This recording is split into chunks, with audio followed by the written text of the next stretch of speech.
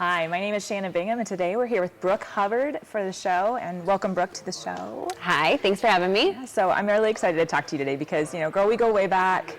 We talk every day. Yes. This is just weird now the cameras are here. Yeah, right. But yes. Yeah, so now tell me a little bit about who you are and what you do.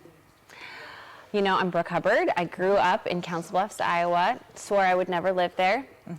Said it to my parents a million different times. And now I'm definitely living here for a very long time. I own a business in town called The Hub. And I purchased an old YMCA when it came up for sale about 8 years ago. And didn't quite know what I was going to exactly do with it. At the time, I had 4 kids. And, Council Bluffs is about 30 minutes from the central area of Omaha, and we really didn't have any things for families to do beside a bowling alley. And so trying to come up with a concept of like birthday parties, family events, corporate events, and a place people wanted to hang out is really how the Hub evolved, and landed on the idea of a trampoline park. Then that grew into a Ninja Warrior course and concessions and birthday party rooms and axe throwing and arcades and mini bowling. And it's evolved over time. And one thing that I didn't know walking into this industry is things are always changing. You can't have an attraction sit too long. You have to constantly be updating. And I did choose the route of not going with a franchise, which was probably not very popular back 8 years ago when I started it. But, it's been fun to have my own name within the company. My last name's Hubbard. It's called The Hub. And all the ideas are mine, the colors are mine. I get to have a designer help if I want to change something. So, being able to have that control. You're very similar in your own business, having control. I have a control problem. We have to. Right? Keep the balls in the air. Ask all my managers. Yes. But yeah, that's really how it came about. That's awesome. Yeah. So I've watched the whole thing evolve over time, as you were saying, and it is an industry that's ever changing, similar to hair. Yeah. We're always moving, always growing in creativity. But tell me some things that has really grown you as a person over the 8 years. Oh, failure. 100%. A lot of failure. I have a saying that I just try to remember that like every time there is a struggle or a failure, it is just going to make me that much stronger. Like, what am I learning from this? As many times as you want to like kick yourself in the butt, like, why did I do this? I've lost X amount of dollars, or the idea totally tanked and I've just poured 100 hours into it. I just try to remind myself, like, this is a learning experience. Yeah. I didn't pay for any kind of education in this field. I obviously went to college, but I don't know that it really helped in what I'm doing right now. And so it's an expensive education I give myself every time I have some kind of a failure within business ideas or things I thought that would work and that don't work. So that has been a huge area of growth, personal and business, because it's a blow to your ego. Yes. As soon as you feel like you've got things put together or you know what you're doing, you realize you really don't. Nope. And you're just going to pivot and you're going to figure it out. And I think that's probably the difference between business owners is you can't accept failure. Like, I just don't accept it. There's a lot of things that I would consider a failure, but that doesn't mean that like I personally am failing. I'm going to pivot, I'm going to figure it out, and I'm going to keep moving. Well, you have done some amazing things, and what's great about your business is it is diversified. Yeah. So, you have the option of, okay, well, this didn't work, so we're going to, other stuff is still working. And I think that was what was hard for me during COVID, is that I was hair only and they shut us down. So we diversified and opened up a boutique, but like what you've done inside of there, you have such a variety. So tell me about some of the new things that you want to bring in or what you've done recently. Yeah, listening to your customers is huge. Yes. You're going to learn what you're doing well and what areas you need to improve on. And one of the things that, has been a growing thing within my business, and it's a good growth, is birthday parties. Yes. So we're bringing in some different options for our birthday parties where they can actually experience the whole facility for the whole 2 hours and not have to chop it up. That's something that's coming in 2026. We're also expanding how many birthday parties we can have within the facility versus just limiting it. We're actually doubling that. So that will be fun and I'm sure stressful at the same time. We just opened a new arcade. We've got over $1 million of brand new games sitting in our facility. And so that's been fun to watch the kids come in and be excited about it. You can kind of see the parents' eyes go like, oh, are you kidding me? Yes. That's But so fun. yeah, you know, and then we opened a year and a half ago, I opened the Hub Patio side, and it was, you know, the concept was mini bowling, a bar, food. You know, we've had concessions food, but I wanted restaurant food. I wanted parents to be able to truly have like a dinner with their family. You've just been in this facility for 2 hours. What are you going to do when you leave? Right. You're going to go find a restaurant. Yep. You know, so trying to capture some of those people and allow them to stay and make it easy that they can enjoy food and beverage inside. And, you know, we're transitioning out of the mini bowling. It just wasn't a good match. I learned that there are a lot of maintenance, and with maintenance comes expense, and it comes staffing, and customers that aren't happy when lanes are breaking. So we are switching out the mini bowling and adding more tables for parties. So that's all 2026. So this is news to me. So Yeah. I get to learn something today. Yeah, those lanes are coming out by middle of January. Revamped the website, new Love it. marketing. You know, in a business like this, anytime you brand yourself, you know, you've got to look at your logo and your marketing. Yeah. And is that a clear message? So when people come on your website, are they getting confused on where to go? And with our facility, we offer so many things. So we don't want to overwhelm you either. If you're like, I want to have a party, and it's like, well, what kind of party do you want to have? Do you want to jump? Do you want to bowl? Do you want to go to the arcade? And so really condensing it down so that, you know, families and moms and dads who are booking these parties don't get overwhelmed. So one thing that we share in common is that we're both adoptive moms. Yes. And biological children as well. Yeah. We talk about balance. We talk about my community. So like, tell me a little bit about, like, you are a force to be reckoned with when it comes to like the community aspect. Yeah. You are such a big advocate for philanthropy in your zone, not only in Council Bluffs, but in Omaha as well. So tell me a little bit about what your business has been able to do for the community. Well, on Monday, I'm super excited. We have an annual, you know, giveaway event for Christmas time. It's just around the corner, and I partner with an organization called Share My Smile. They specifically work with foster care families. How I got introduced to them was, you know, foster care kids are not given birthday gifts very often. We would love to hope that every foster care family is going to take care of those kids, but they don't. And this organization gives them a basket, and it's full of like gift cards or small things that that child can go purchase on their own. And again, I hope someone takes them to do that, right? Yes. And so when I learned that the foster care kids, you know, are given things that really they don't care about, I offered them a free jump pass. So the foster care child gets a jump pass, but who wants to jump by themselves? You know, nobody. Even my kid, who I call him a hub rat because he's down there all the time, wants to bring 7 or 8 of his friends that cause a lot of problems. But anyway, so that foster care kid gets a jump pass to come to our trampoline park, and then they get a pass for every single child in that home, whether they're biological kids or other foster care kids. So it's kind of like a day to celebrate them. And so, you know, we've donated over like $10,000 worth of passes to that organization. It's up to the foster care families if they want to bring them in. I hope they do. Yeah. It's fun to see those passes, you know, because we redeem them and we keep them, and I get to see how many get used each month. But that same company, Share My Smile, is who we partner with for our Christmas event. And on Monday, I have 155 kids that are going to come to the trampoline park that are in the foster care system that will get to enjoy the entire park for 2 hours. And they also get to have hot chocolate and pizza. I've got Eileen's Cookies donating cookie decorating kits. You're going to come and be there and be present and, you know, have some pictures taken. I'm sure the kids are going to love that.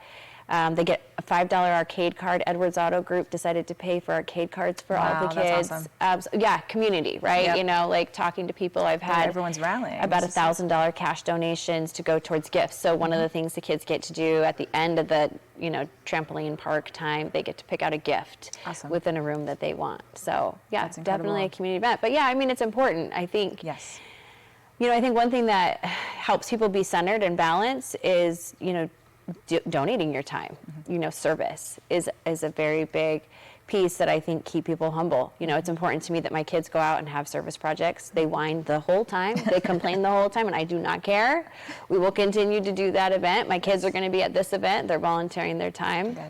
But yeah, I think especially in nowadays, people get on their electronics and they don't get off. You know, I struggle with that as a mom, like making my kids disconnect. And so taking them into a center where we're serving food and you get to see people that possibly you go to school with. And, you know, with Izzy, my daughter that's adopted through the foster care, I don't even think she realizes that, like, she's, you know, one of not very many that kids go through the foster care and never get adopted, you know. Yes. So to have her see the families that are there, or just be aware of it, you know, and she's 18, you know, we've had her for 17 years now, and yeah, just trying to touch the lives of those kids that, you know, maybe don't feel as special. Yeah, that's so great.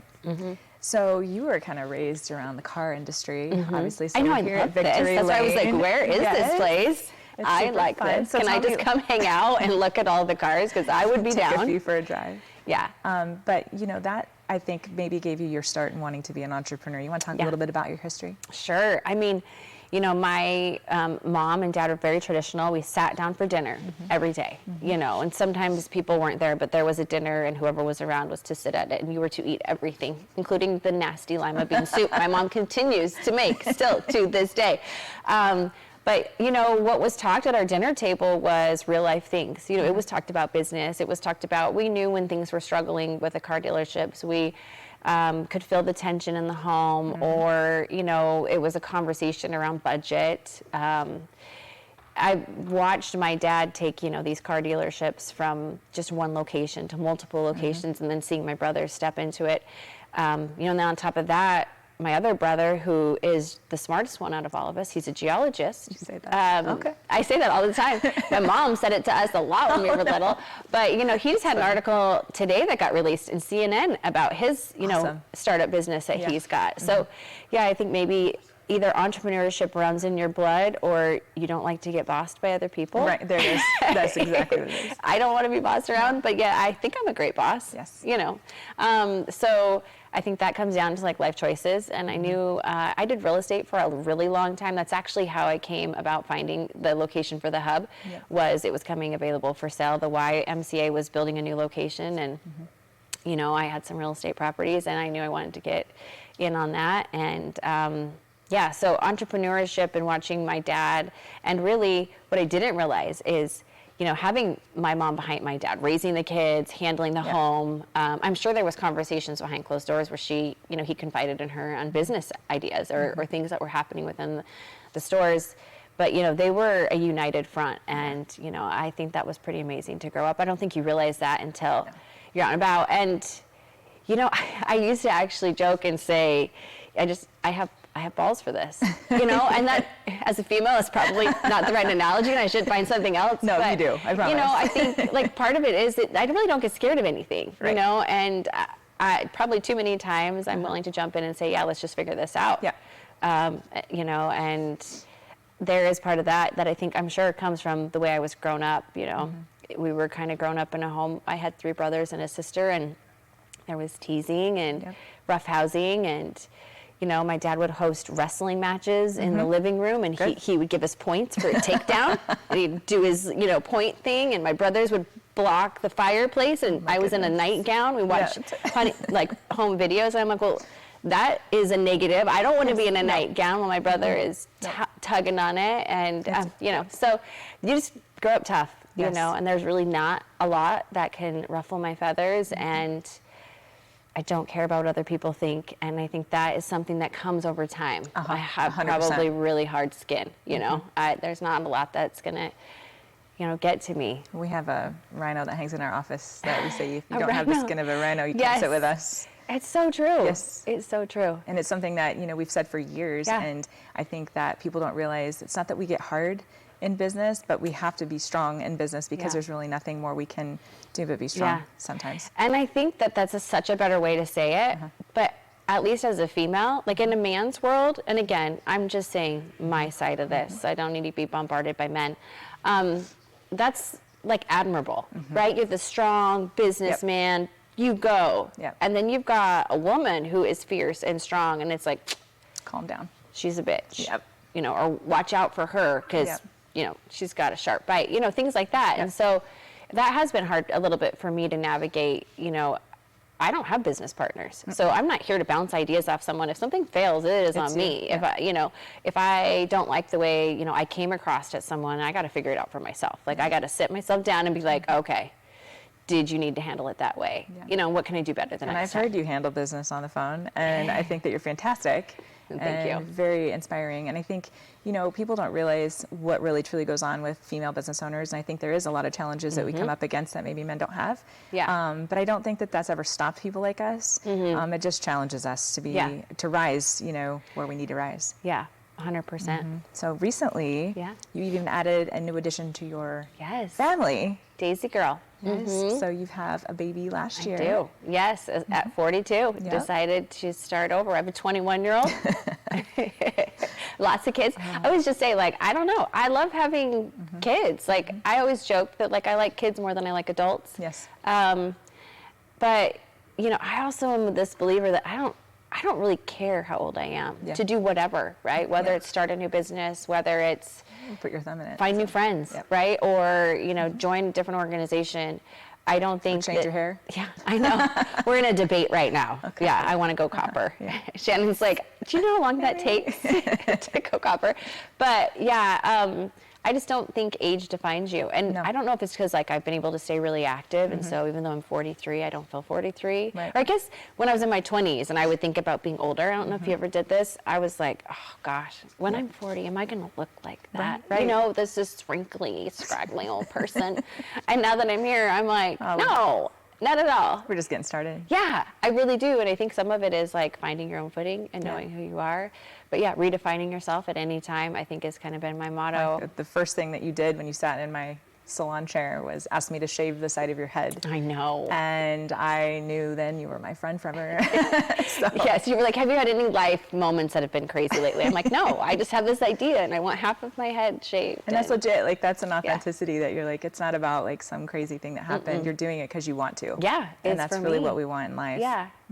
Yeah. So, I mean, like starting over and having a baby at 42, and you know, I had my first one at 20. So now that I'm 40, I'm like, what are other things I'm doing different? And it was weird for my 21-year-old. He was like, you were my age when you had me, and now you're having another one.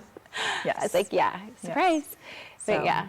What's on the docket for 26 now? You said you're switching up the mini bowl lanes. Anything else going down? I think just on a personal side, like being, you know, and going through pregnancy also again, and then having, you know, a high risk pregnancy and some complications, you've just been able to really like sit back and reflect. And I feel like it's taken me a while to get back to this state, you know. Delivered a baby 3 months premature, did the NICU thing, which I had no clue about. And then my postpartum, you know, just a C-section and physically like feeling good again. I've kind of finally got back to probably where I was. And so for 2026, I have no idea. I mean, it could go any which way. But New business. Yeah, who knows? Yeah. You're like, please, no new business. No, I have learned to say no to opportunities, which, you know, is sometimes It's hard tough. for people like Very us. tough. But yeah, I think 2026, I just want to do what I want to do. Yeah. You know, and I've had a rough couple of years with business and personal life and just getting back into like, back to me, which is why I want to go copper. So let me do it. Well, I'm very proud of you and all that you've done. Yeah. And I'm so thankful that you came on the show today.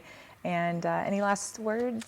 No, I mean, I'm so glad you're hosting this because you're the perfect person. I mean, it's fun. ridiculous that anytime you have any self-doubt, I'm like, because you're amazing. Like the amount of hats that you wear, and you know, you still make time for stuff. Like, I mean, I texted you last week about my foster care family event, and you're like, I'll be there.